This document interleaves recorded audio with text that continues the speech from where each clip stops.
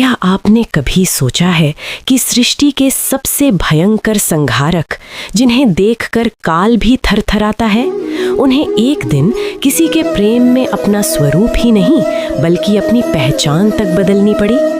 आखिर क्यों महाकाल को छुपकर एक गोपी का भेष धारण करना पड़ा? ये कथा है उस दिव्य रात की जब द्वापर युग में वृंदावन में श्री कृष्ण ने अपनी बांसुरी पर महारास की तान छेड़ी थी। उस बांसुरी की गूंज इतनी शक्तिशाली थी कि वो कैलाश पर्वत की चोटियों को चीरकर देवादिदेव महादेव के कानों तक जा पहुंची। महादेव, जो सदैव समाधि में रहते हैं, उस मधुर धुन से इतने विस्मृत हुए कि उन्होंने ठान लिया वो स्वयं इस रास का आनंद लेने वृंदावन जाएंगे। लेकिन जैसे ही वो यमुना के तट पर पहुंचे, ललिता सखी ने उनका रास्ता रोक लिया।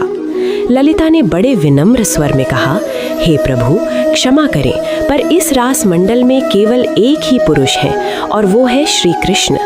यहाँ प्रवेश चाहिए तो आपको अपने महाकाल स्वरूप को त्याग कर एक गोपी बनना होगा।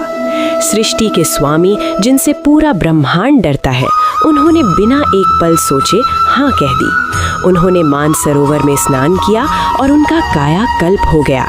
जटाओं में फूलों का गजरा सज गया, तन की भस्म चंदन बन गई और उन्होंने एक सुंदर रेशमी लहंगा धारण किया।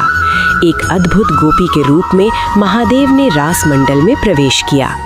रास शुरू हुआ। हजारों गोपियां कृष्ण के साथ नृत्य कर रही थीं। तभी कृष्ण की नजर उस नई गोपी पर पड़ी जिसका तेज सबसे निराला था। अंतर्यामी कृष्ण मुस्कुरा दिए। उन्होंने अपनी बांसुरी रोकी और सीधे उस नए स्वरूप वाली गोपी के चरणों में झुक गए। सब दंग रह गए। कृष्ण बोले, स्वागत है मेरे गोपेश्वर, आपके बिना ये प्रेम उत्सव अधूरा था। महादेव अपने असली स्वरूप में आ गए और दोनों ने प्रेम से एक दूसरे को गले लगा लिया।